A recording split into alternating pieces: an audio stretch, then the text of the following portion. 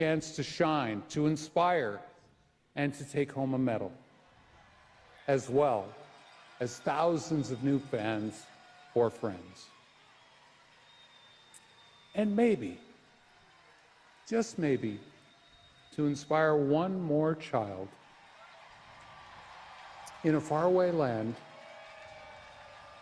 or a nearby Utah town to say to themselves, that's what I want to do when I grow up. Thank you, IOC members. We humbly submit our ambition to you and request your support in hosting the Olympic and Paralympic Winter Games of 2034. The people of Utah invite you. This concludes our presentation, and we are eager to answer any questions you may have. We return the floor to President Bach. That was, Amanda, and if you're watching the video, you could see a very emotional Fraser Bullock. Yes, yes. Remembering what that was like that night at closing ceremonies. Mm-hmm. Thank you very much to here is Thomas Bach, the head of the Utah, IOC, the for president. This brilliant presentation. And I now invite Mr. Karl Stoß, the chair of the Future Host Commission for the Olympic Winter Games, to deliver the closing remarks of the Commission.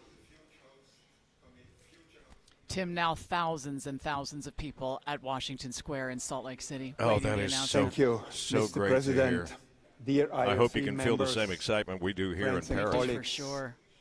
Distinguished guests from Utah and Salt Lake City, dear Governor Cox, dear Mayor Mendenhall, and all the committee, welcome here in Paris.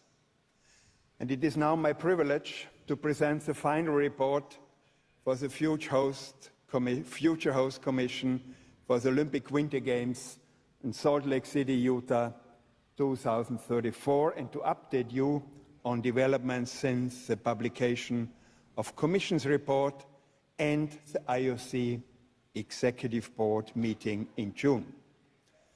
For sport, Olympic Winter Games in Utah represents a fantastic opportunity.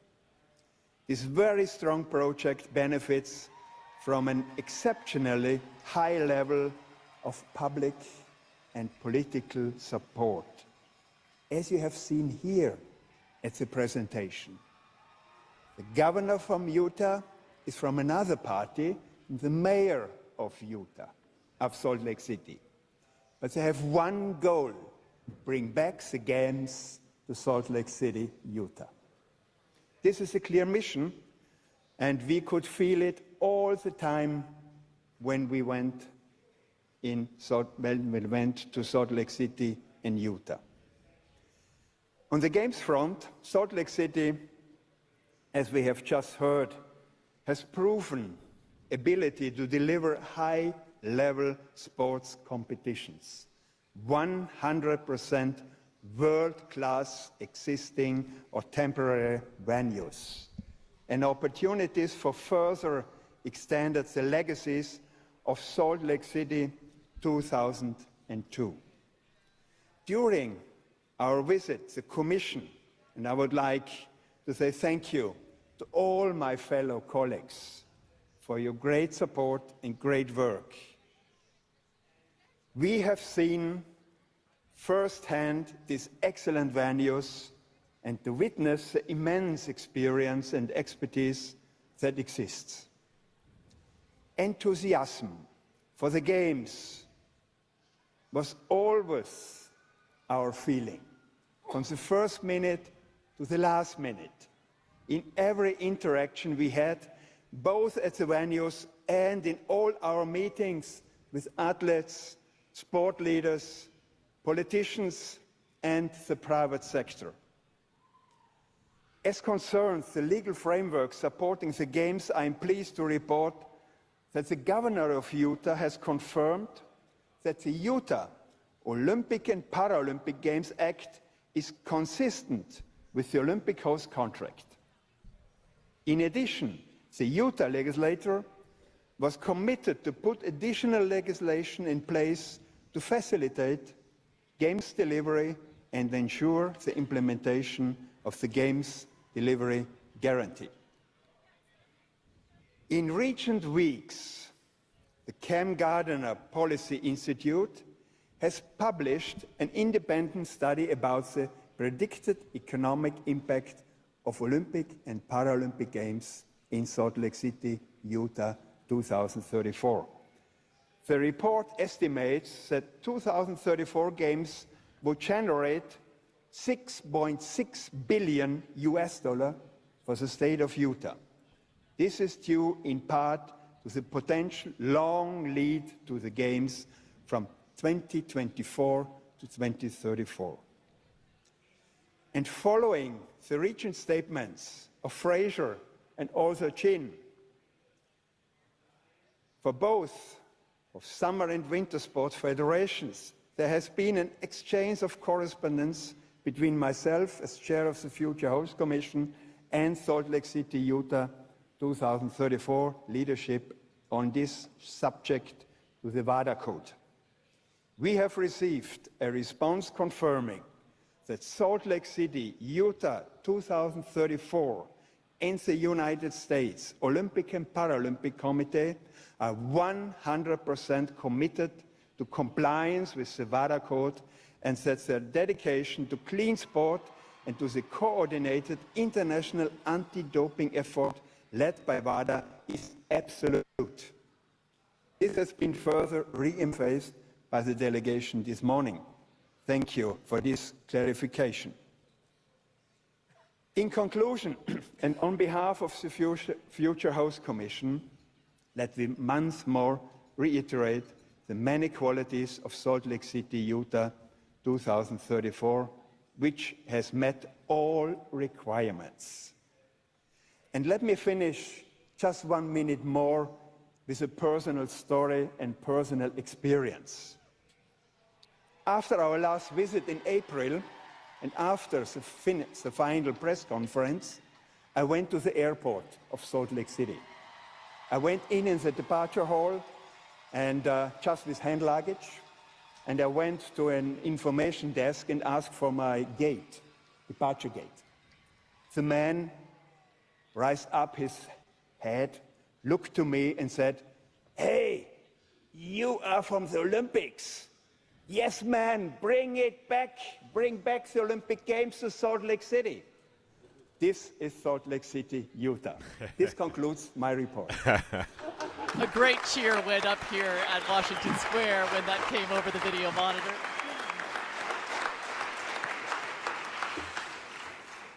This is Karl Stoes at his best. And he said me also, by the way, the departure gate is F14. So thank you, Karl, for your very clear remarks, which complement the more detailed report provided to the IOC members. Again, this is IOC President last, Thomas Bach. Consultation conference with the friends from Salt Lake City, Utah, and which is also available to everybody's knowledge on the IOC's website. Dear friends and colleagues, you have seen the presentation of this great project. However, there remains one open question. The integrity of the fight against doping and of international sports.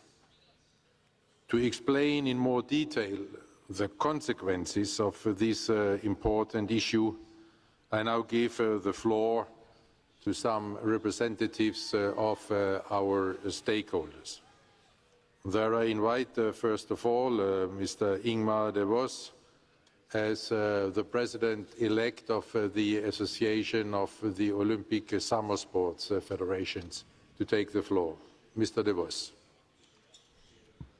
Thank you, Mr. President, dear colleagues and friends. First of all, of course, I would like to take the opportunity to congratulate Salt Lake City for the excellent and inspiring presentation, and of course our colleague Karl Stoes for his supportive and very motivating report. And I'm really convinced that Salt Lake City will be able to deliver excellent games. And thank you, President, for giving me the opportunity to share our concerns that are also very high on your agenda. And I hope that you forgive me that I go a little deeper into these concerns because these recent developments in the United States and the World Anti-Doping Agency are quite worrying. In my capacity as a representative of the Association of Summer Olympic International Federations in the WADA Executive Committee, I witnessed from close by how a case of food contamination of 23 Chinese swimmers in China has led to some events that, in my view, have potentially a very negative impact on sport and on our athletes. And I don't want to go too much in detail about the case itself, and I also happy to refer to the statement made by Aswaf less than 2 weeks ago. But it was clearly not a case of doping. And according to all the available evidence, scientific and otherwise, it was a case of no-fault environmental contamination, and the low levels of TMZ present could have given no performance enhancement to the athletes concerned. Such cases of environmental contamination happen regularly in all parts of the world and in different sports, including in the United States of America, where anti-doping organizations had closed cases of no-fault food contamination and where WADA decided not to appeal such a no-fault contamination scenario. In this particular case, also the World Aquatics, sorry for the confusion with these acronyms nowadays, but World Aquatics came to the same conclusion. Despite being a simple case of contamination, WADA was accused by some stakeholder representatives and in the media of the worst possible thing an anti-doping organization can happen, namely that it would cover up cases of doping in order to favor a particular country or a group of athletes. With the Olympic and Paralympic Games in Paris on the horizon, WADA needed to act fast and appointed a highly respected independent prosecutor to examine the matter and to conduct a thorough review of WADA's handling of the matter. The interim conclusions of Mr. Cotier were presented on the 9th of July to the Executive Committee and were crystal clear. There was no evidence that WADA had showed favoritism, nor was there any interference or irregularity when WADA decided not to appeal the China decision. And this was considered as reasonable, both from the point of view of the facts and the applicable rules. Whereas we look forward to receive the final report of the independent prosecutor later this year, this will not change at all these conclusions, but we look forward to receive some recommendations for the future. But despite these very clear conclusions, the attempts to damage the reputation and credibility of WADA continued. And I really appreciated the diplomatic and conciliating approach of the American representative in the WADA Executive Board, but several United States initiatives based upon this case on Chinese, so consequently foreign soil, are extremely worrying and basically, for us, unacceptable. They are the result of the famous Rodchenko Act that we have already questioned many times in the past. The United States Congress hearing, letters from the United States Senate, a US federal criminal investigation regarding an anti-doping case on a foreign territory, the issuing of a subpoena to our colleague, the Executive Director of World Aquatics, to testify as a witness in a US investigation regarding this Chinese case, are clearly intended to undermine the role of WADA and the trust in the global anti-doping system. But it also undermines the integrity of the international sports competitions. This is especially very disappointing after the unanimous approval of the recent WADA governance reforms that, I believe, resulted in a stronger governance structure and strengthened the trust of the Olympic movement and the public authorities in the good governance of WADA and the credibility of the anti-doping system. And what to think about the recent declaration of the United States Anti-Doping Agency chief executive suggesting to the Associated Press that a federal investigation could make sport officials traveling to the United States fearful that they may have not to answer questions about their activities from the FBI. Regretfully, this is we might just jump in here for a second while this part of the presentation from the IOC itself is going on, Amanda. You can tell why Fraser Bullock and Salt Lake team decided to address this right up front, because obviously it is of great importance to the International Olympic Committee and has been a problem throughout, as long as drug testing has been going in Olympics. I had not realized, Tim, that there was a recent concern in this regard. That he just mentioned foreign, athletes from other countries traveling to the United States that would be concerned about some interaction with the FBI. That is all new information to me. Yeah. You might remember in 2002 as well, and part of the reason for some dirty tests, as they call them, showing up in 2002 was it was the first instance where all endurance athletes were tested for a particular drug they just call EPO, tested during the games, and you may or may not remember, but there were 10 positive tests that actually resulted in 9 medals being switched or taken away. Mm-hmm. So even in 2002 we had those problems, and the most visible or the highest profile of those was the Russian team, the cross-country team up at Soldier Hollow, which got a lot of headlines not just in Utah but around the world. And so of course, this doping thing, Russian athletes can't compete under their flag as a result of the years of abuse of those rules, and they're only in Paris, I understand, competing as a federation of athletes, but not under the Russian flag. Yeah, and that has much to do, if not all to do, with what's going on in Gaza or in Ukraine right now. Oh, I thought some of that was doping related. I think at this point it's pretty much all related to what's going on in Ukraine, and they just wrapped up the doping part of this. Okay. Thank you very much, Mr. DeVos, and I give now the floor to Mr. Jae-Yul Kim as the president of the International Skating Union. Mr. Kim. Thank you, President. Dear Jean, dear Mr. Fraser Bullock, Governor Cox, Mayor Mendenhall, Danny, Lindsay, and Kathleen, thank you very much for your inspiring and emotional presentation. Before I put on my IF hat, your presentation remind me of the journey that I went through delivering the games in 2018. And it's so amazing to see your story, and thank you very much. I really appreciate it. As a president of International Federation, there's so many things that I love about your bid. Just to name a few, Salt Lake City is a great winter sports city that hosts many international events. For ISU, we go there at least twice a year for our events, and they are successful. More importantly, you have very compact and sustainable plan that is fully aligned with Agenda 2020 +5. And it's very assuring to see so many citizens of Utah camping out overnight to show their support. This is what Olympic is about. I really appreciate it.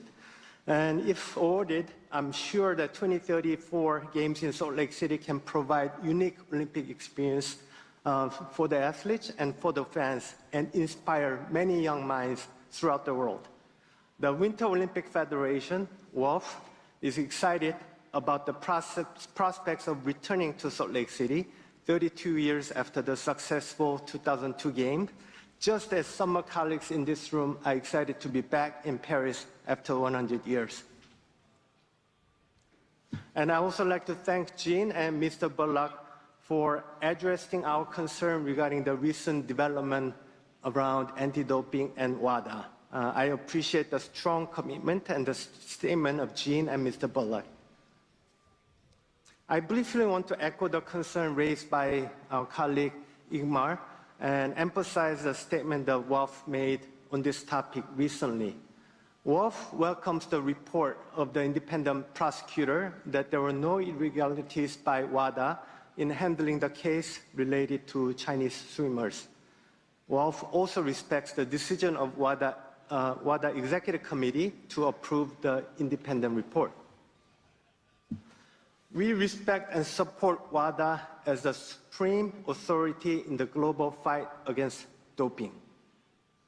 Specific concerns that we have around this issue or the latest development is one, the risk of non-compliance of the US with the World Anti-Doping Code, which could be detrimental to the sporting ecosystem.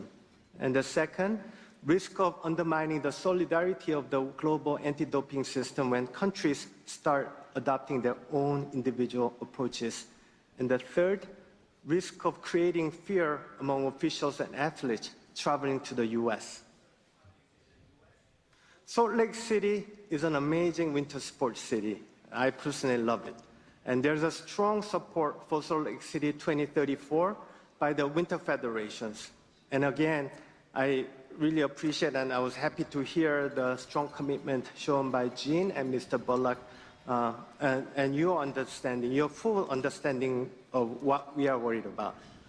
So we hope that the sporting movements, public authorities, and all concerned parties in the US also understand and address the serious concerns that we have around this issue. And we are all committed to making our sports clean, so let's work together to achieve that goal with WADA. Thank you very much again for your excellent presentation. We should be just minutes away now from finding out. Thank you very much, whether it's made official Mr. here. Kim, and I now give the floor to Mr. Humphrey Kayange as athletes representative in the WADA Executive Board. Mr. Kayange. Thank you. Dear Mr. President, dear colleagues, I would like to offer an athlete's perspective in light of the recent developments. Firstly, I want to congratulate Salt Lake City on their successful bid and impressive presentation. Your dedication to athletes and their families' experience being central to the Games is truly special and reflects why we all have a passion for sport. So thank you very much for that. The issue around the contamination case involving the 23 Chinese swimmers, which led to an investigation by an independent Swiss prosecutor, as earlier mentioned by my colleagues. The interim report was welcomed by the WADA Athletes Council. Interesting, for its Tim, clarity that they would focus so much on a doping investigation as part of this process. Yeah, it's just they want to send the message right now to the rest of the world, and I'm sure they're doing it, through the back channels, that this is just not going to be allowed because it calls into question the integrity of all the games. Right. When there are these abuses of it. And in our conversation just a moment ago, we were talking about the Russian athletes. What you might be remembering was in Tokyo in 2021, they were forbidden from competing under their flag because of a state-sponsored doping scheme. Yes. So they were not allowed to compete under their flag, but they still sent, I think, 335 athletes and took home 70 medals from those games. In Paris, only 15 Russians are going to be competing. The IOC actually invited 36 to participate after they qualified in their sport, but they, along with the Belarusian team, are having to undergo additional doping screenings during the games far and above what the other athletes are, and many of those that were invited have decided just not to make the trip to Paris to represent themselves even instead of their country.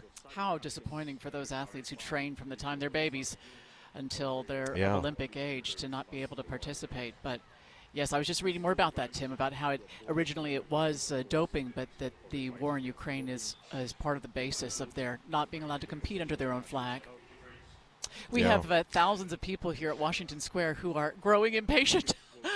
but trying to be patient, waiting for the announcement that Salt Lake City has the 2034 games. There are people serving food and just milling around, and there are beach balls flying in the air like you might see at a soccer match or a football game. That's great. Yeah, it's just over the last hour. Another 1,000 people have wandered in. It really is quite a large gathering now here at Washington Square. And I'm sitting inside a little restaurant called, not little, it's a good-sized restaurant called Rural, which is just inside the front doors of the Palais de Congrès. And across the foyer and up a few stairs is where this presentation is taking place. You can actually hear the applause from that room, sometimes echoing through the hallways here just on the other side of the escalators.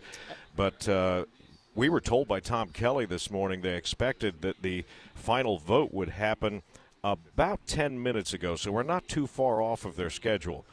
But it does seem like all of these comments and these statements coming from various IOC members about doping is taking up a little extra time. Is the IOC president speaking now about doping or something relevant to Salt Lake?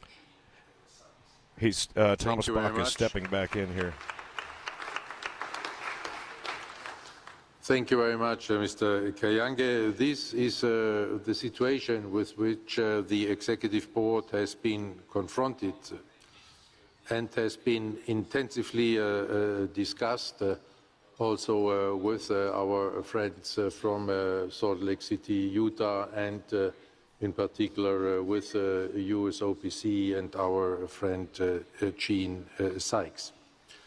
We have been considering how we could best address this situation and have come to the conclusion that this could happen by amending the Olympic host city contract, because we firmly believe that this option would open the way for discussions amongst all stakeholders after the Olympic Games Paris 2024 to come to a satisfactory solution in the interest of the integrity of the fight against doping.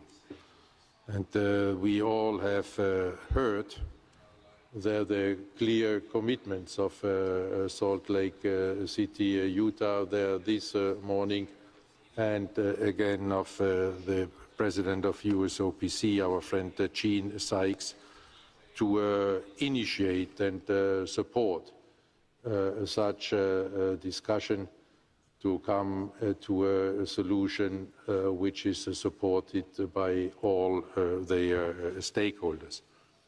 Having said this, I would now like to invite our Vice President, Mr. John Coates, in his capacity as Chair of the Legal Commission, to explain a little bit in more detail this amendment to the Olympic host city contract, which we had discussed together. This is interesting. So the contract that's been in existence for a very long time is being amended to have a direct comment or a direct requirement of each host city. So let's listen to what those changes are here. John Coates is the IOC Vice President. And considering that it's a must, I stress the word must, for the various authorities to fully respect the supreme authority of WADA, the IOC has reinforced the current language of the Olympic host contract in order to protect the integrity of the international anti-doping system and to allow the IOC to terminate the Olympic host contract if, and here I quote, in cases where the supreme authority of the World Anti-Doping Agency in the fight against doping is not fully respected, or if the application of the World Anti-Doping Code is hindered or undermined. Well, we are pleased to inform you that both the state of Utah and the USOPC have fully supported this addition and have already signed the Olympic host contract. But more than that is, and I say this in the knowledge and on the basis that verbal assurances and commitments are as binding as the written under the Olympic host contracts. The assurances, presentations you make in this, they're all being recorded. And they're as binding, and I particularly noted President Fraser Bullock and USOPC President Jean Sykes, a candidate for election as an IOC member later today. I noted their clear and unambiguous statements that they and their organisations, the ones they represent, are committed to partnering with the IOC in the discussions that must, to say that word again, must be had with the various US authorities to ensure that they fully respect the supreme authority of WADA and that the application of the World Anti-Doping Code is not hindered or not undermined. We appreciated that, and we are very much looking forward to, as soon as possible after these Paris Games, working with you to achieve those statements. So, President, I hand the floor back to you. Thank you very much, Mr. Coates. And now I'm opening the floor to you, my dear colleagues and friends, for any questions you may have. Monsieur Guidru. This will be interesting. What the IOC actually still needs to know about Utah with the long relationship we've had. Many French people speak English here. I try to do the same, above all out of consideration for our friends of Salt Lake City, American friends. Fraser Bullock, congratulations. Congratulations to you and to your team for the quality of your presentation. And I take the occasion as a veteran gold medalist to say hello to our friends who are around you now on the floor. Be sure that you invite us to come into your dream. You need a big place, because we are a lot of. Just some words to my friend, our friend, Anita de France. We all knew and appreciate the experience of Anita, IOC experience, and especially Games organization experience. Thank you, Anita, to prove, if necessary, that summer athletes, especially when it is for your country, to prove that the summer athletes can love the winter games. And you know me, Mr. President, some funny words to conclude. Before, when I hear the name of Bullock, Sandra was coming on my eyes. Now it will be Salt Lake City. Thank you. Guy Droot, by the way, won gold at the 1976 Montreal Olympics and also won bronze in the 50-meter hurdles at the European Indoor, so he's an Olympic champion himself. Dear colleagues, I would also like to start by congratulating Salt Lake City 2034 on their excellent bid. It was so great to hear that 80% public support is there for the Games. It's exceptionally high.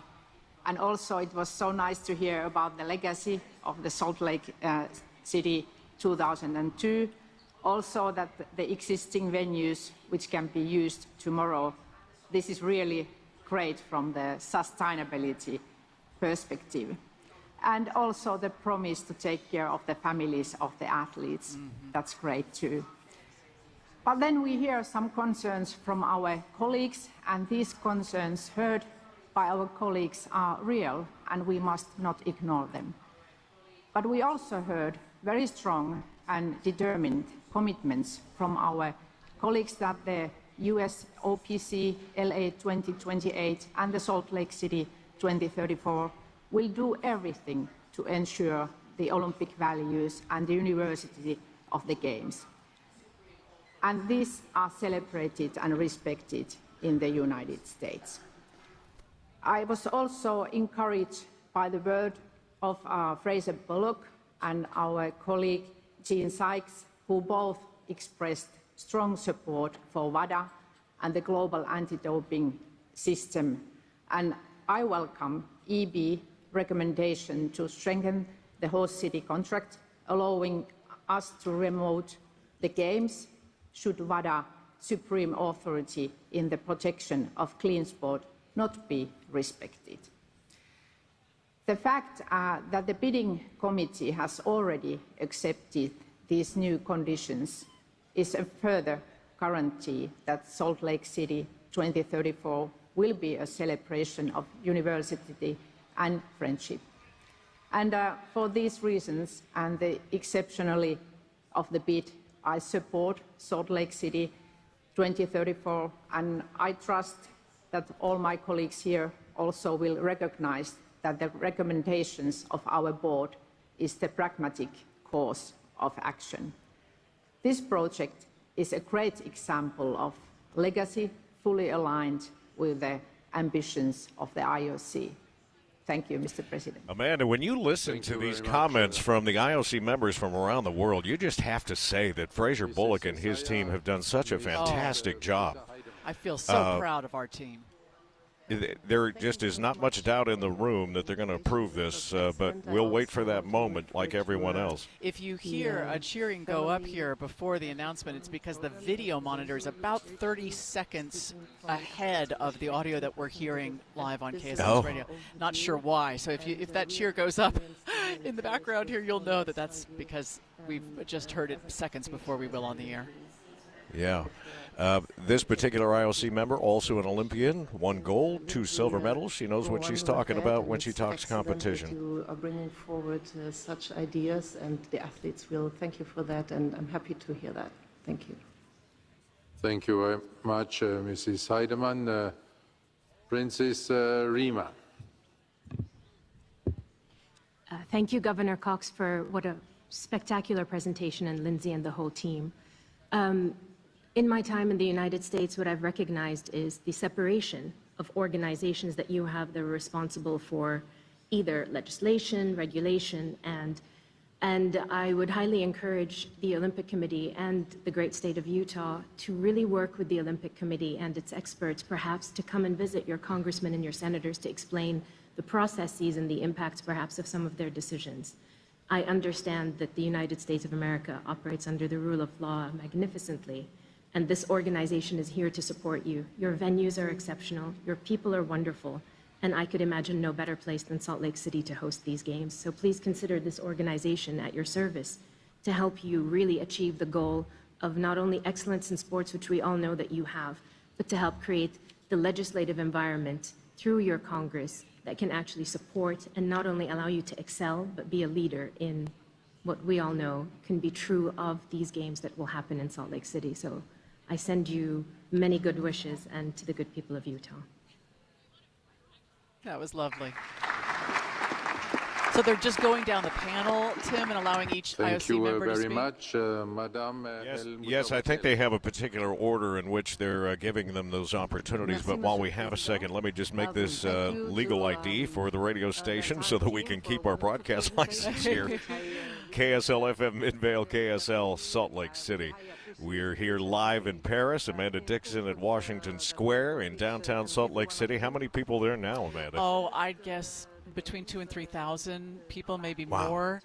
Just people, and it's beautiful, Tim, because you see parents bringing young children who will remember this moment, both in pictures and hopefully in memory of being here with their parents in the middle of the night. Very exciting to be awake and outside and downtown in the middle of the night. But I see all the way from toddlers to tweens and teenagers here with their families to celebrate this announcement. It is interesting in each of these comments, and they're not really questions. It's designed for these IOC members to ask questions, but they're actually just making statements. And you continually hear about the people of Utah. And at the end of Fraser Bullock's final statement, his final presentation, the giant screen that I described that was full width of the stage was filled with photos of Utah citizens, Utah's people, because that volunteerism effort and the support, you heard the statistic thrown out, I think, by Salt Lake City Mayor Aaron Mendenhall, that 80% of people in Utah support the games coming back. So I didn't realize that was extraordinary, Tim. Do you know what the average support is, public support for cities hosting the games? No. I would have thought it would be that high, but perhaps there's more dissension in other locations. And certainly there are people here who feel that way, although they're not at Washington Square at this moment. Let's listen into this IOC member. Kind of efforts to make that happen. One more time, congratulations for your presentation. We're so proud of you. Thank you. Thank you very much, Madame El Mutawakel. Mr. Luis Mejia. Gracias, Presidente. Thank you very much, President. I'll speak in Spanish. Este caso tiene una. I think that. Me voy a referir fundamentalmente a los. Perhaps I should refer to the points made by Mr. De Ross. And he was speaking on behalf of the international federations. In case you're just joining us, this is the presentation of the Salt Lake Olympic bid for 2034. And right now we're listening to comments and anticipating questions, perhaps, from individual IOC members prior to the vote. It's 4:02, so we're expecting that to happen any time. It's a little bit later than we had anticipated, but they're taking time to hear from each member, and understandably so. Here, there are people very anxiously waiting at Washington Square in Salt Lake City for the announcement of the 2034 games. They're serving food. Deanie Wimmer from KSL Television is on a makeshift TV set to my left, and the two large monitors to my right on the east side of City Hall here in downtown Salt Lake City. To which we delegated responsibility to deal with questions of anti-doping. And that is an organization whose principles have to be respected. You cannot have a single nation that takes the privilege of being above all the laws. They're referring, Tim, here to a situation where 21 Chinese swimmers tested positive for a particular substance that is a violation of the anti-doping measures. And I wonder if, because was China the host city at the time of this investigation, and perhaps they were not as obedient to the anti-doping rules as the IOC would have liked, and so now they're making it very clear that whether you're the host city or not, all must be allegiant to the anti-doping organization and their rules. Whether you're the host city or not makes no difference. Yeah, I don't know the particular points to this story of the Chinese athletes, but I can tell you, because I work a little bit with the international sports world, with the kickboxing that I do, and they are all drug tested too, that it's kind of a moving target. When one of these substances is banned, there's a development of something else that is not on the list, and so an athlete will try that to get better recovery, more strength, more speed, whatever it is. And then when that gets discovered by the worldwide anti-doping agency, WADA, it will be added to the list, and then the athletes and whoever's working with them go back to the drawing board. So it's one of those things that they will continue to fight. But one of the interesting comments a minute ago was that this amendment to the host city contract, they said if the host city undermines this effort for doping at all, that they could actually pull the games away even after that contract is signed. Yeah, that is interesting. So, they're making it very clear how important this is. Just a little more research on that. It was the banned heart drug trimetazidine or trimetazidine that is a drug that treats heart disease that they found in the remnants of in a dozen swimmers of the 31-member swim roster. And the Chinese Swimming Association named those athletes. So I'm not sure whether there was concern with the host city and their enforcement of the anti-doping, but this is the event that they're referencing throughout this discussion is these Chinese swimmers. Yeah, and in many cases, they are prescription drugs that actually are, docs will prescribe for their patients for various things. In this case, it's a heart condition. Yeah. So they are readily available, and if you can get a doctor to sign, a prescription over, and it helps you in some way as far as performance goes, it's what happens, and it's just this constantly moving target for not just the IOC, but international sports in general. Here's Thomas Bach again. Hand over to our friends from Salt Lake City, Utah, to answer the questions and comments. Thank you, President, and thank you all of the members who have offered their perspectives and raised questions. So on the broad issue of the respect for WADA, I want to offer some comments and then make a commitment to all of you. On behalf of all of the organizations that you've seen in the past couple of days, LA, Salt Lake City, the USOPC, we are committed to fostering WADA's authority. As WADA's authority is crucial for the opportunity to provide clean sport for athletes and give them confidence that they can be protected.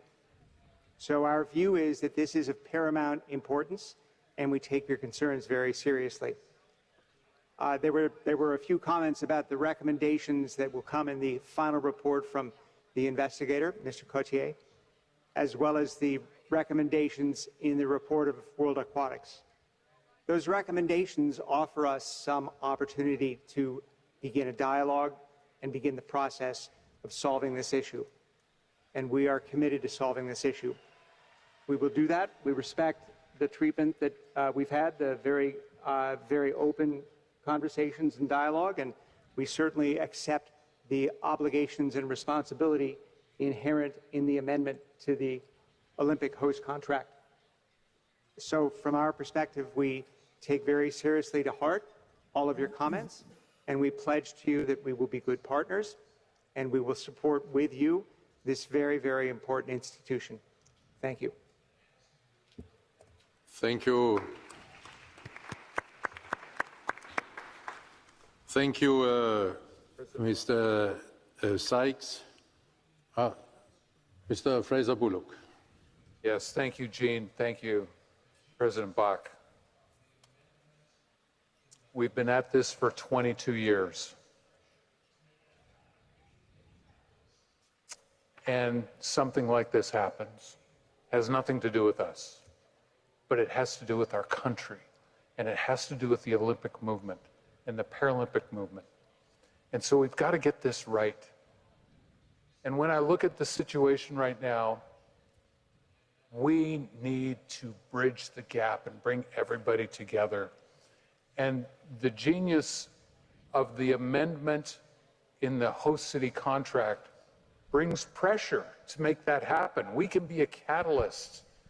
And as the governor talks about, we roll in Utah, we have the Utah way where we can help in our way bring parties together to work on this problem now. And you have our commitment to do so, and you have ultimate protection in the amendment to the host city contract.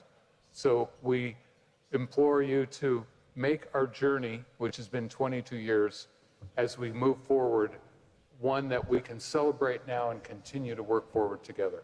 Thank you.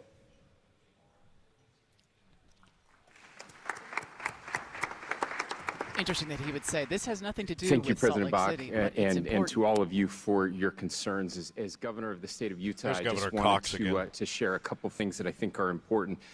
Let me start by saying that we also decry the politicization of sports and what we're seeing, not just in our country, but in other places across the globe. We want you to know that we are your allies in this process, that of course transparency and accountability are important in the fight against doping, and we support WADA in every way possible. I also just have to say it's easy to say we to talk about the problem and to say we understand the concerns. Sometimes we admire the problem, but it's more than that. We are committed to actually fixing the problem.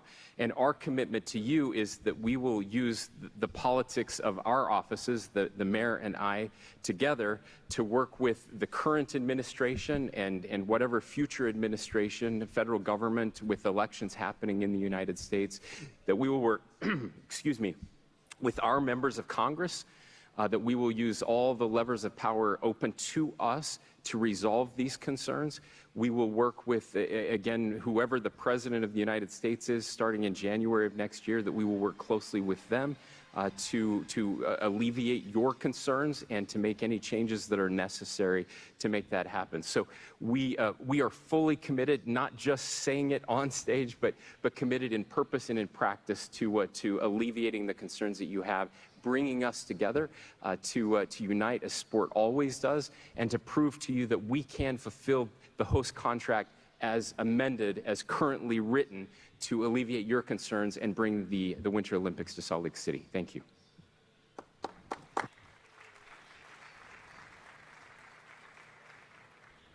Thank you very much, Salt Lake City, Utah, for your clear words. Dear friends and colleagues, before we proceed now with the vote, let me try to summarize this discussion, this very healthy and open discussion among friends. And I say clearly among friends, because as you have been outlining, the issues under discussion are in no way caused by Salt Lake City, Utah, or US OPC, or by the state of Utah, or by the city of Salt Lake City, or by the population of Utah. You really, as Fraser Bullock has explained, you have nothing to do with this. And it is very unfortunate, and I'm sorry for you and for us that this issue arose now at the time when it comes to your election. You do not only have nothing to do with this, I think you were also extremely clear in your commitment to the integrity of the international fight against doping and the supreme authority of WADA, which, by the way, has been established and whose rules have been set in full agreement with the United States of America at the time, and where the United States of America is duly represented there in the different boards. But you have not only made your verbal commitment, you have also shown that you are really standing for a clean sport and for a commitment to promote a clean sport and to assist and maybe be a catalyst even to find a way out of this unfortunate situation, which again, nobody in the Olympic movement. Thomas Bach keeps referring to the situation. Real quick here before they get to the vote, let me just explain what I found out. You mentioned the heart medication, Amanda, that was on the list of prohibited substances that triggers like a 4-year suspension from competition.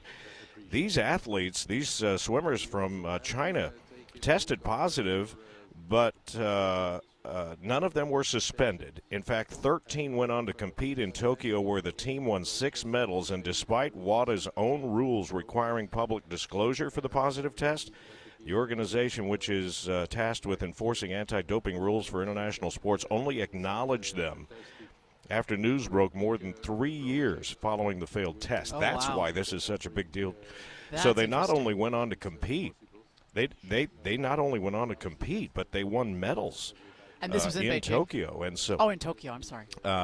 in Tokyo. And so they're committed that this will not happen again, and have sorted out, I guess, behind the scenes with WADA how they will address this going forward. But, yeah, you can understand why athletes who do train and compete clean would be upset if they had lost a medal to someone that later tested positive but did not have their medals taken away. Right. Completely understandable. Here again is Thomas The Bach. presentation, the project, the amendment to the host city contract in cooperation and full agreement, then this leads the IOC Executive Board to propose to you, my dear friends and colleagues, to elect the Salt Lake City, Utah 2034 as the host of the 27th Olympic Winter Games 2034. And for the vote, I'm handing over to the IOC Director General. All right, so here we go. Thank you, President. The smart card will now be distributed by the IOC administration while the Salt Lake City delegation is taking their seats.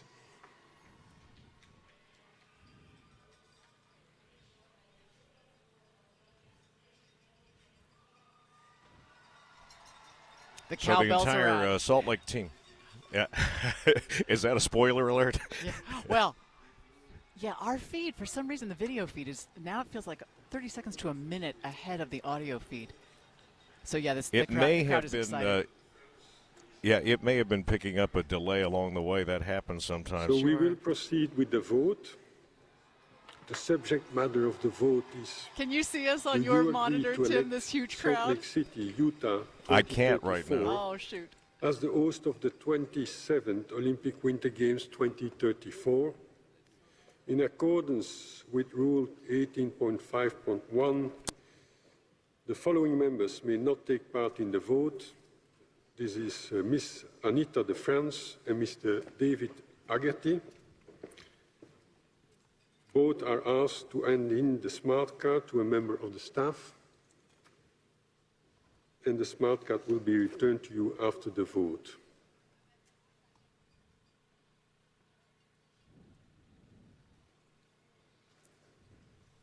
What's happening, So does Tim? everyone have a voting keypad? They have a voting And a smart keypad, so card. it's very Oh. quiet. The Salt Lake contingent has Not left yet, the I stage, see. and so this is just the process in which they go through each time. So it's a blind vote. We don't know how each member is voting? Yeah, it's not like a voice vote, evidently. Hmm. I've never watched the process, so Me this is neither. kind of fun. Yeah. No, I remember 29 years ago, 1995, when Juan Antonio Samaranch announced Salt Lake City. I don't remember Wait a the few audio of the seconds voting more. process. Yeah. That was 29 years ago, Tim. I can tell you here, everyone has their cameras out, their phones out. They Oh, the want to same catch here. this moment. The same here. A lot of cameras rolling on the two huge monitors here at City Hall that show So the for those room that- you're looking at. So everyone apparently is a... Those that did sleep in will be able to see it Smart at 10,000 million times online, So this is probably. the case, then I'm going to request the opening of the vote. The vote is now open.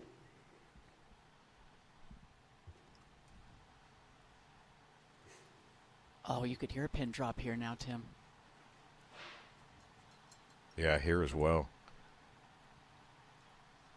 It's quite a sight with all of these IOC members sitting at their white tables, like dining room, tablecloths, Yes. and bright red seats Can that you go please all the way help up. Mrs.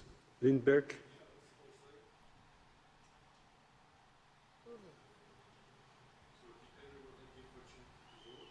We're awaiting the tabulation of the vote of the IOC. Yeah. I think you'll probably get applause here in the restaurant about the same time you do there. Our audio feed on the internet is the one trailing. Oh, I see. Okay.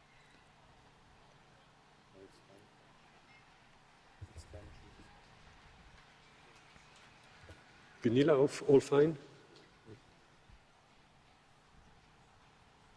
So did everyone have the opportunity to vote? I wonder if they'll tell us if it's a unanimous I'm vote. going to declare the vote closed. The vote is now closed.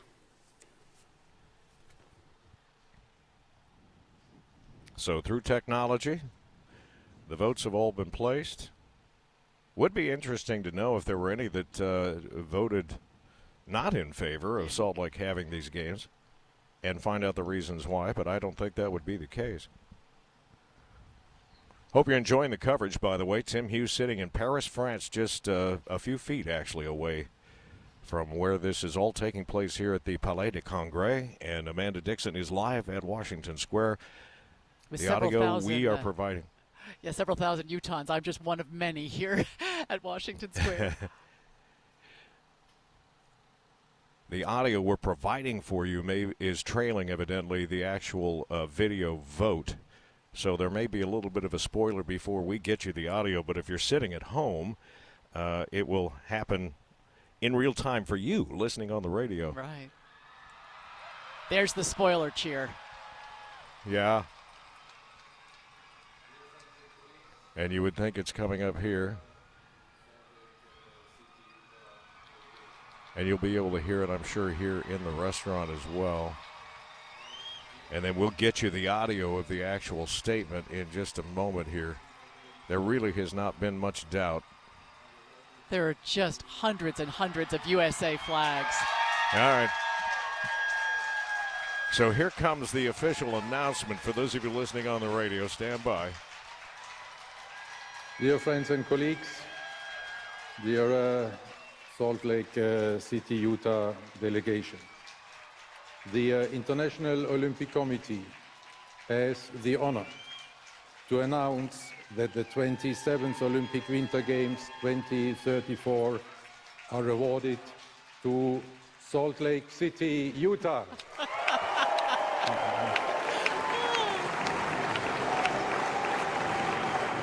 How about that? How about that, Tim Hughes?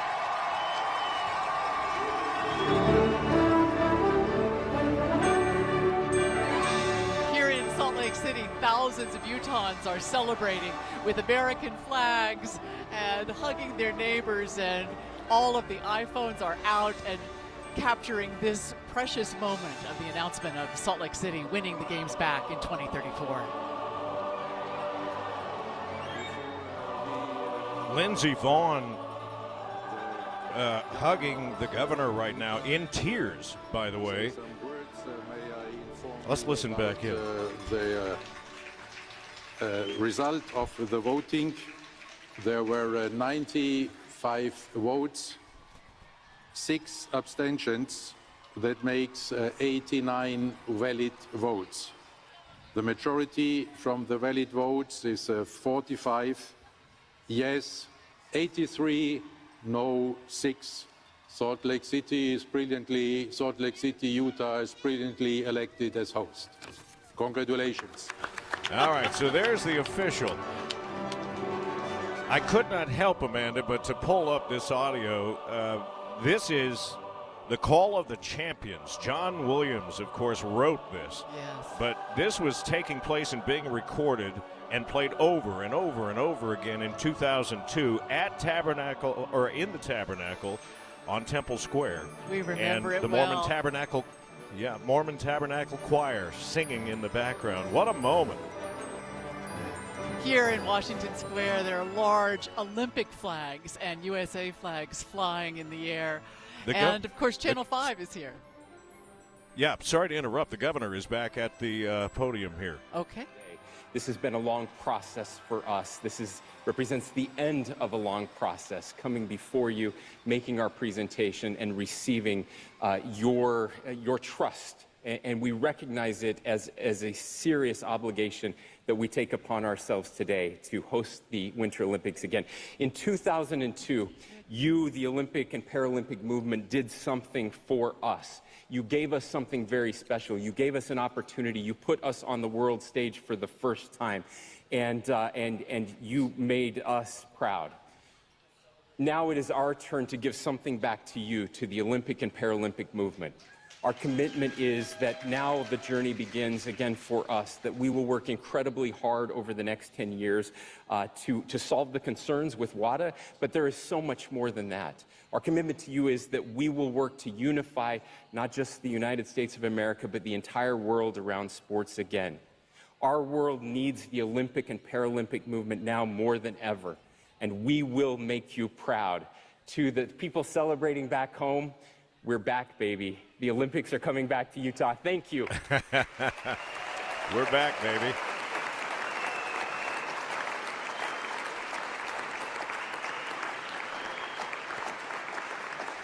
The governor, Amanda, shaking hands of all of the IOC that were up on the stage right now, but there it is.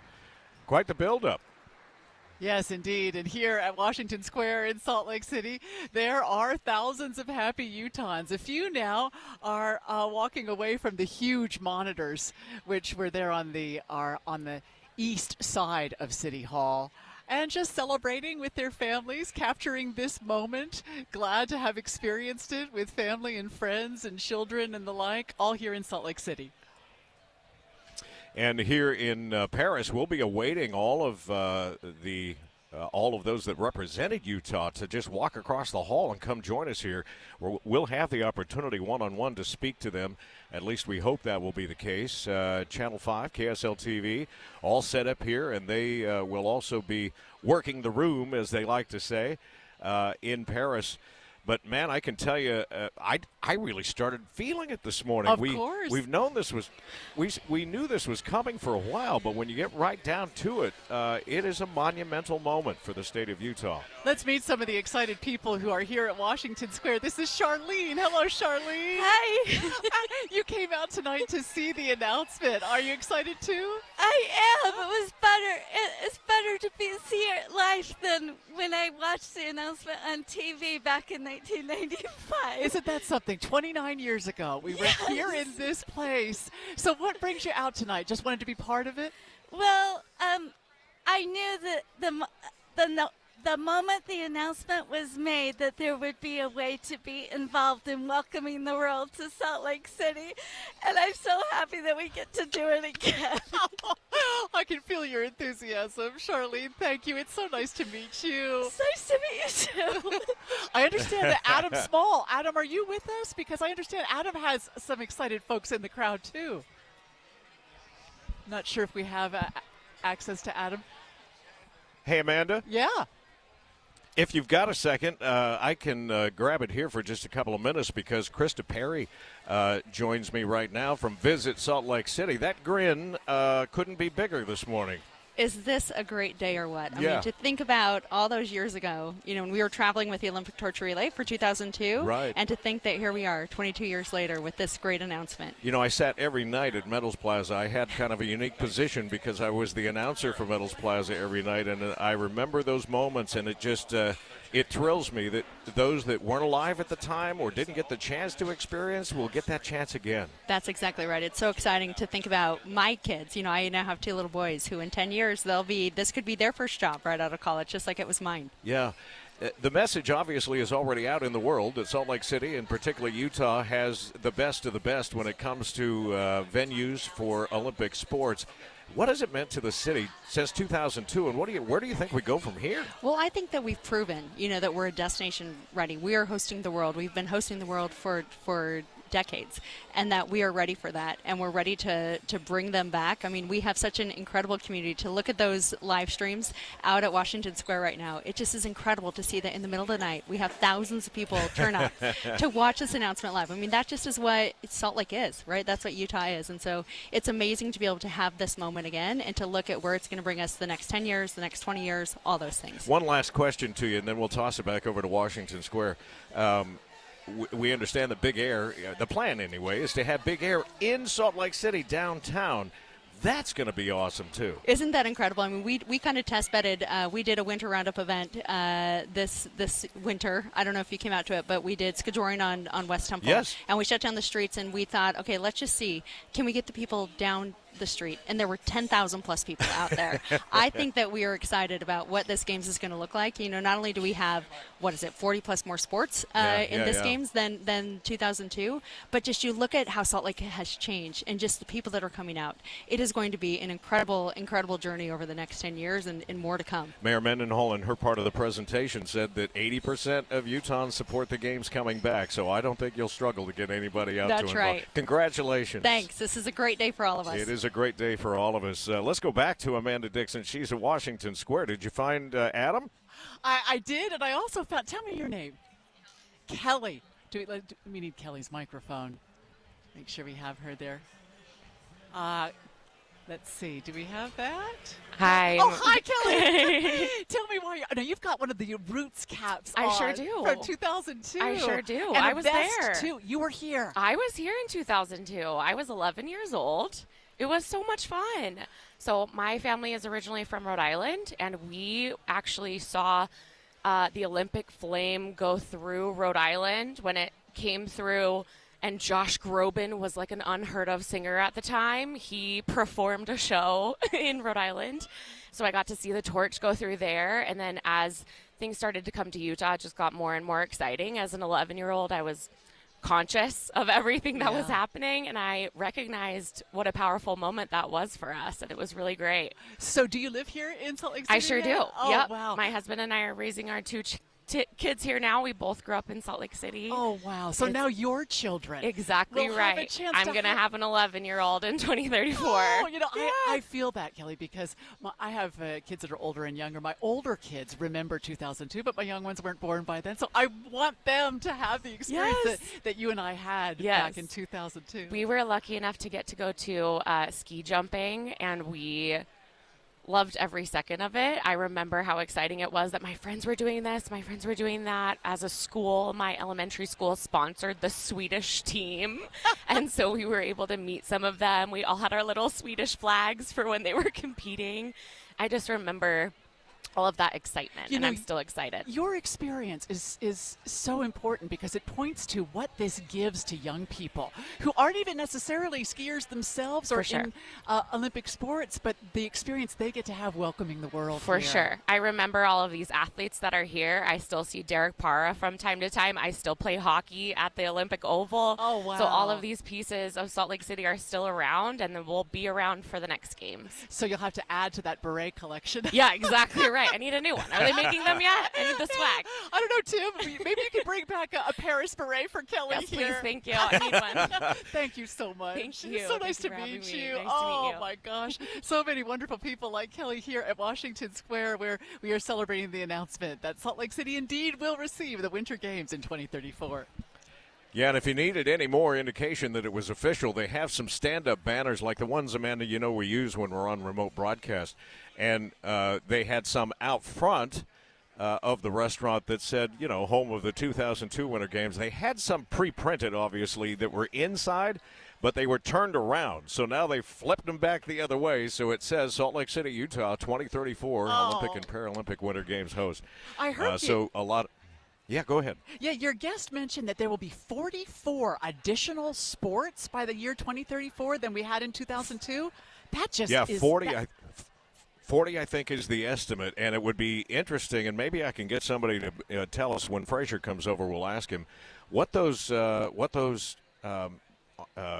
sports are going to be. Yeah. And where they're actually going to take place, because obviously if there's 40 more sports, you need 40 more venues. and a larger Olympic village to house all of those. I loved, for those who didn't hear earlier in the presentation, Olympic skier Lindsey Vaughn is there as part of our Salt Lake delegation, and she talked about something that I didn't realize, but talk about an athlete's perspective, that in previous games she had worried, where is my family?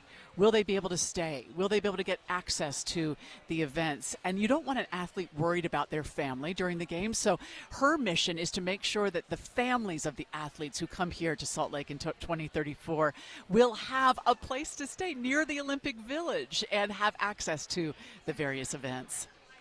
Yeah, and you know, they're doing something fun. I had a chance last night after we wrapped up our broadcast. I had a chance to go meet with a friend who headed up the sport presentation team in 2002.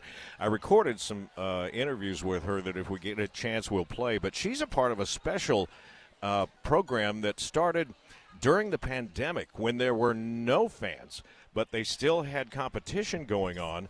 And families could not fly to see their athletes compete. So what they did is they basically created an on-location at each venue Zoom room, if you want to refer to it as right, yeah.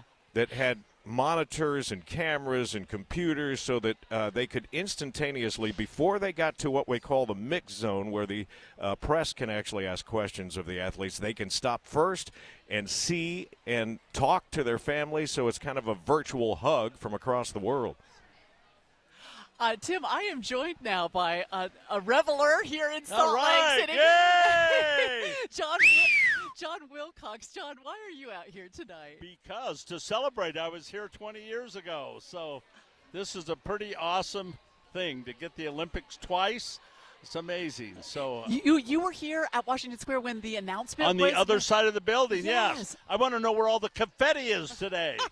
I remember that too. I was here that day. So what is this hat you're wearing? It's got white, spiky man, that's hair. to celebrate, huh? That is fun, Tim. I wish you could see this. He's got a red, white, and blue cap on with white, spiky hair coming out the top. That's funny. My son, he's not too. My grandson's not too excited wearing it, but he's a good sport. He looks good. He does.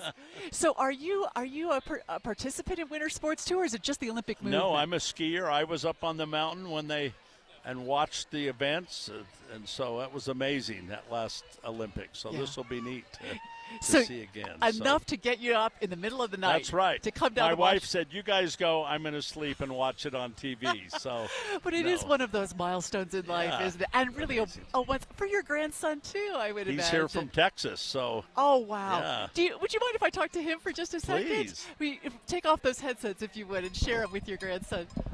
Thank you for letting me impose on you. You're here from Texas? Yes. Where in Texas? San Antonio. San Antonio. And you came out to visit Grandpa here for the announcement or just for a visit?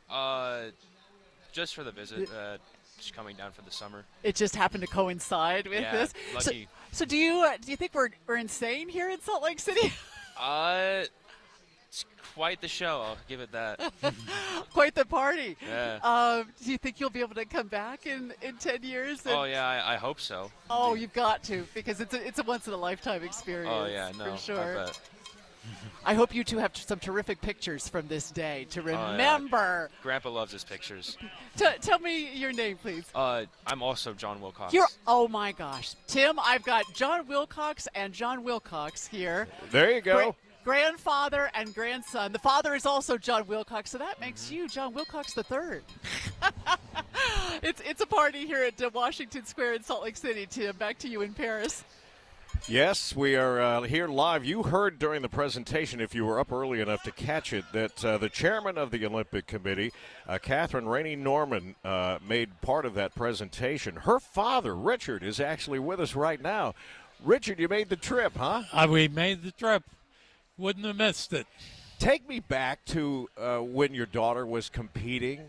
She's a four-time Olympian, if I remember correctly. That is correct. Her first Olympics were Nagano. Yeah. And she was 17 years old, and it was a thrill to be there. Yeah. Then we went to Salt Lake, and she fell in love with Salt Lake, fell in love with the people of Salt Lake, and, if you will, grew up at the Salt Lake Olympics. Because you're from Wisconsin, if I remember right. We were, yeah. She started out, actually was born in Nashville, Tennessee, and is Tennessee's only four-time Olympian. Oh, wow. Yeah. Well, Winter Olympian. Winter Olympian. Yeah. But at the age of 4 years old, we moved to Wisconsin, and she got involved at about 13 in speed skating. And she had been figure skating for years. And one morning, she got challenged by a group of young men a little older than she was on the ice, and they said, "Can't bet you can't catch us." And she said, I bet I can.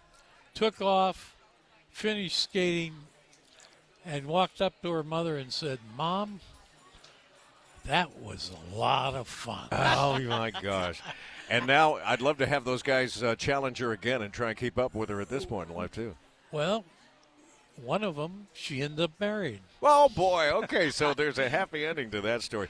Real quick, from a dad's perspective, I can only imagine. I watched my boys play basketball, and that was a thrill for me. But to see your daughter compete in the Olympic Games more than once, what's that like?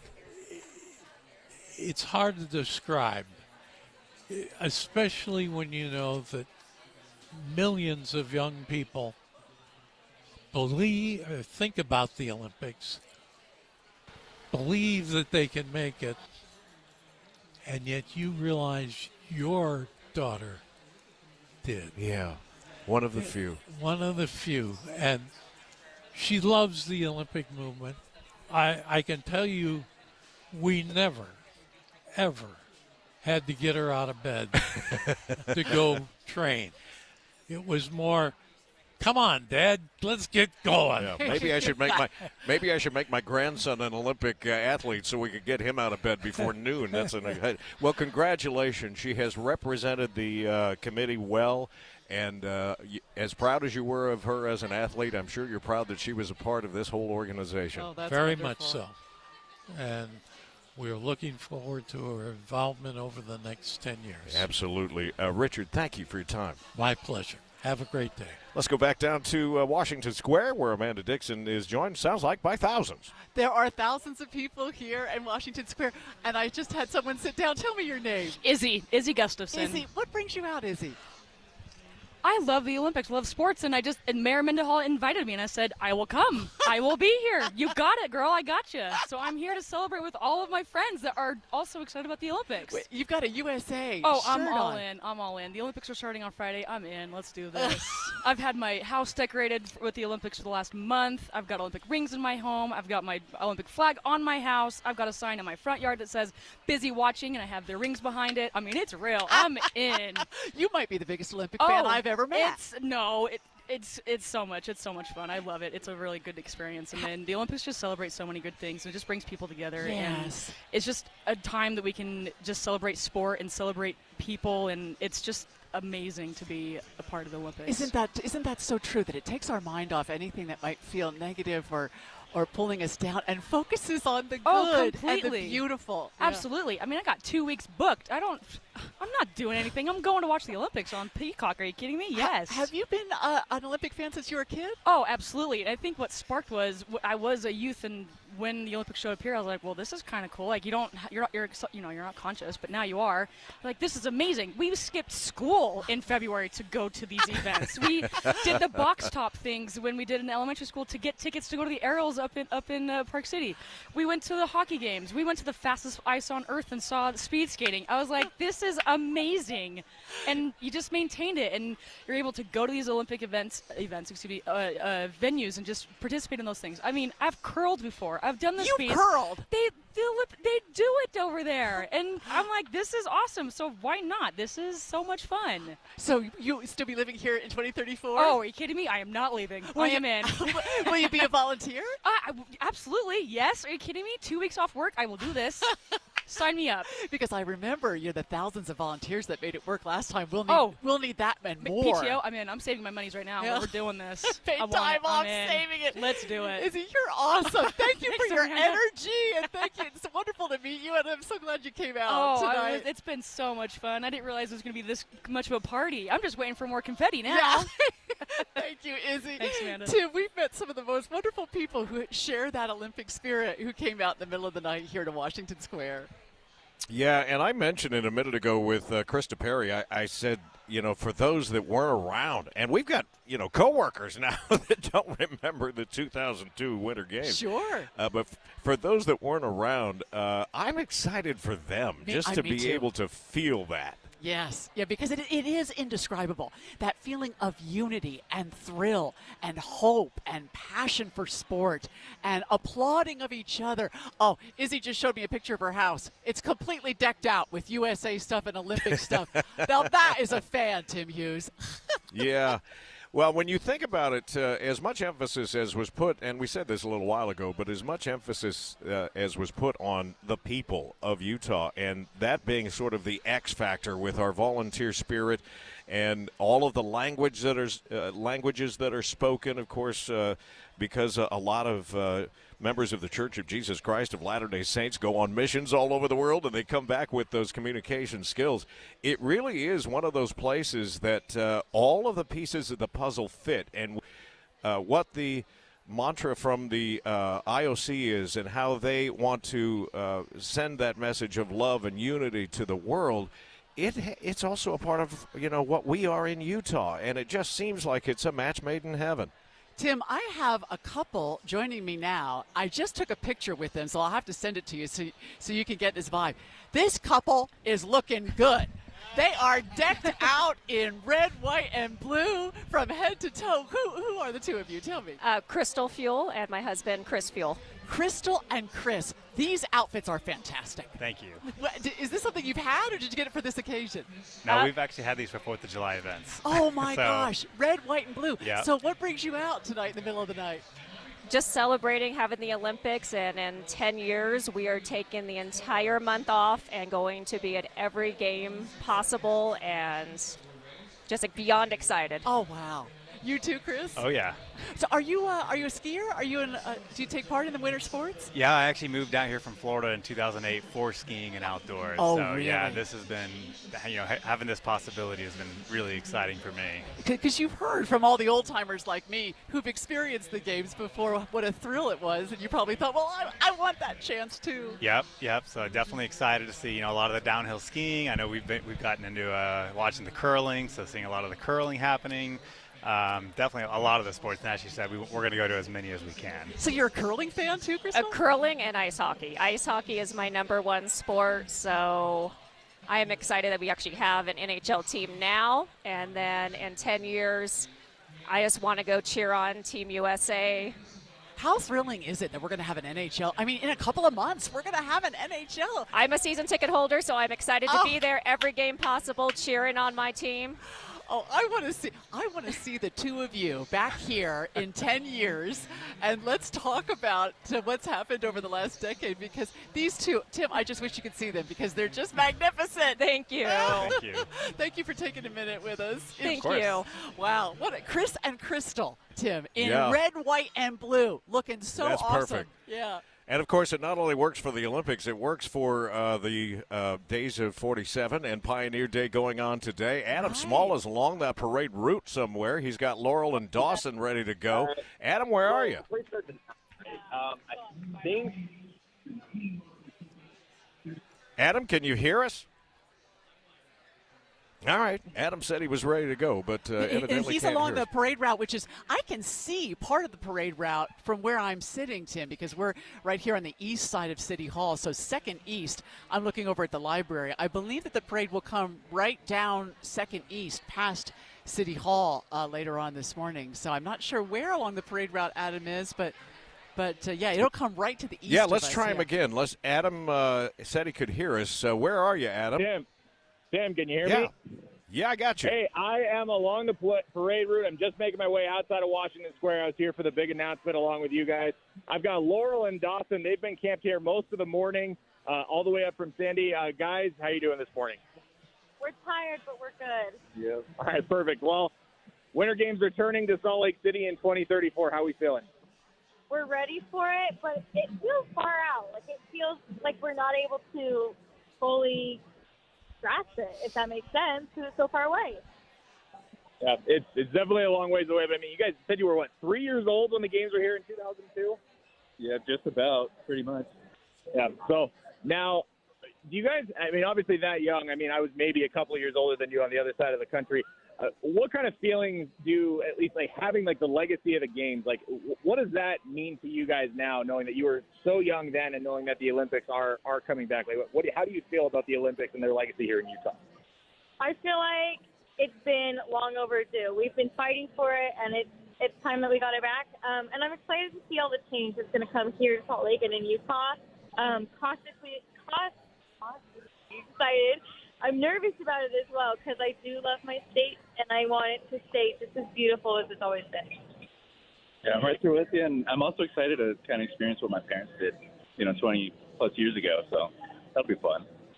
I know you guys were talking about how you're considering either do we stay, do we rent out a room? I don't know. You guys got 10 years to figure it out, but what's the initial thoughts on that right now, and how many people are going to be here? Well, I feel like it's going to be very hectic, but it's going to be really fun. I'm excited to see how bustling our city is going to be and our state's going to be, but I'm also, if we are not here, we definitely want to come back and visit. We're going to have family here, so we'll be here no matter what for it. Only 10 years to go, right? Forever away, I feel like, yeah. And obviously got the parade today starting at 9. I think it's going to be a little bit more of a sweeter special occasion than normal. Yeah, we're ready for it. We weren't even planning on being here, but we were in bed about 1 a.m. and we're like, you know what? Let's just get up and go. So we're here for the parade. We're ready to go. All right, thanks, guys. Laurel and Dawson from Sandy here on the parade route. Yeah, guys, it's quite an historic moment. so many. I have not seen one person without a smile on their face on this entire route so far. This is definitely an historic moment here for Salt Lake City. Toss back to you guys. Thank you, Adam. And here in Washington Square, where people are just celebrating, and those of us old enough to remember 2002 are reminiscing, and younger ones are anticipating. It's going to be our turn in 10 years. It is going to be our turn in 10 years, and this is quite an experience for us. We're not new to this, Amanda, but this opportunity to connect you in the field at Washington Square, me in Paris, and Adam along the parade route. We're pushing the envelope here, but it seems to be working out real nicely, and I hope that our listeners that are sitting at home or in the car today are enjoying the coverage. I don't remember the exact date, but it was June of 1995 when we were on just a few yards away from where we are now, just on the other side of City Hall for the announcement from when Antonio Samaranch that we got the games in 2002, and that was a similar excited crowd, and there was a lot of, and especially because, Tim, as you remember, and some of our listeners may, 4 years previous, they didn't say Salt Lake City. They said Nagano. And when in 1991 they said Nagano, I was there at the station running the board while we were airing that decision, and the letdown, the feeling of disappointment was so huge that 4 years later in 1995, it was a thrill. And now, 29 years later, I think the excitement is just as much, if not more. Yeah. I am joined now by Natalie Randall from the Office of Tourism. We were talking a minute ago with Christy Perry from Visit Salt Lake. So here we go, Office of Tourism. The Olympics are kind of helping to do your job, sending the message around the world, aren't they? They are, and we are so excited to welcome them back. You can feel this excitement that's spread throughout the delegation that's here, and then we're looking back at all of our friends and family members back home, and you can see this excitement to welcome the world back to Utah. You were where the rubber meets the road with what 2002 meant to the state of Utah and the impact that it had. So if you look 10 years down the road with another opportunity to get that bullhorn again, you just don't get these opportunities very often. You don't, and honestly, from the 2002 Olympics, the positive impacts that we saw throughout our various communities to expand capacity, to allow for us as residents to see that value and to improve our quality of life in our communities has been significant, and we expect that in 10 years. I was just saying this is the opportunity for us to not only celebrate Salt Lake City, but the rest of our state as well, and hopefully find a way to extend the impacts of the Olympics to communities across the state. Behind the scenes, has this already been going forward with messaging and deciding how you would approach it, or no? We've started.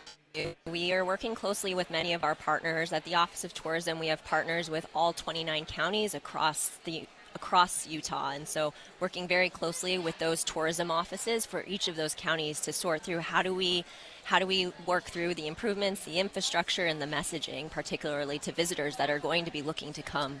People will notice, and it seems like a small thing, but it's not when you understand the story behind it, that it says Salt Lake 2000, or it says Games of 2034 Salt Lake Utah. Right. That Utah is a change from 2002 and something, if I understand the story correctly, and Lisa Riley Roach wrote a great piece on it in the Deseret News, was because Governor Herbert at the time saw the importance of making this a Utah effort, not just a Salt Lake City effort. Yeah, and you heard about that when, especially as the Utah delegation was speaking on stage today, you heard the excitement and the passion behind getting the youth involved as well. And that's, I think, a big part of this. It's making it accessible to all of our residents across the state. The game's accessible, but also the sport as well. Yeah. Well, it's going to be an exciting time, and you've got a 10-year ramp-up here to get ready for it the next time. But what an amazing opportunity, and the fact that it's coming around a second time for Salt Lake City, I think, says a lot, not just about Salt Lake, but Utah as a whole. It does. Our mission at the Office of Tourism is to be a state united in elevating life in Utah by welcoming the world. And so that is truly in our mission to do this, and we are so excited to have this opportunity again. There's work to be done, Natalie. There is. Time to get at it. After you enjoy Paris, by the way. Thanks for joining us. Thank you. All right, Amanda, back to you at Washington Square. We are here at Washington Square with thousands of Utahns who celebrated the announcement within the last hour that Salt Lake will host the Olympic Games in 2034. Some folks now are making their way over to Second East because that's where the parade will begin in about what? Let's see, it's about 5 o'clock, so about 4 hours from now, the parade will begin, and they like to camp out before July. Isn't it something, Tim, that this announcement of all days hit on July 24th? Yeah. July 24th. I'm joined right now, by the way, unless you've got somebody on your end. No, go right ahead. Oh, my gosh. This is an old friend of mine who, if you listen to the outdoor show on Saturdays, comes on from time to time, not just to talk about skiing because he happens to be the president of Ski Utah, but he's usually out on a motorcycle somewhere in the world, right? Yes, as a matter of fact. I'd love to. Nathan Rafferty is here with me. You were in the room, I guess, when the announcement was made. I was. Super exciting. Been a long time coming, and, lifelong Utahn, so was around in 02 and fun to see it come to fruition. My 22-year-old son was born the year we hosted the games in 02. He'll be 32 in 2034, so pretty exciting. Yeah, we've been talking about what it means to Salt Lake City and broader what it means to Utah. What does it mean to our ski industry?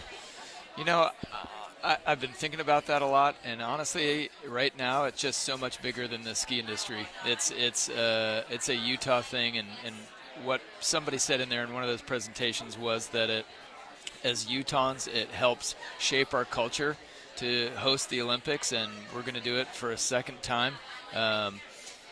We'll have plenty of time to think about how it affects the ski industry. I have no doubt it's going to be great and put us on that world stage even more. But, I'm just proud as a Utahn today.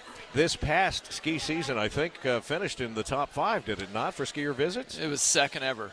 So we had that kind of unicorn year previously, the year before this last, with 903 inches of snow and set an all-time record there, 7.1 million skier days. And this year we were actually able to get out of our driveways and up to the ski areas, and a very healthy 6.75 million skier visits, and which was our second best ever. We had a great ski season. How proud are you that these resorts that we know so well are going to again be exposed to the rest of the world? Well, it's really, really impressive, and as locals, it's our backyard, and it's something we know and love, and to be able to share it with the world is really special. It was fun for me to see the presentation of Salt Lake City and see pictures of, that's my drive to work every day, and here we are on the international stage getting to see some of these images of Utah.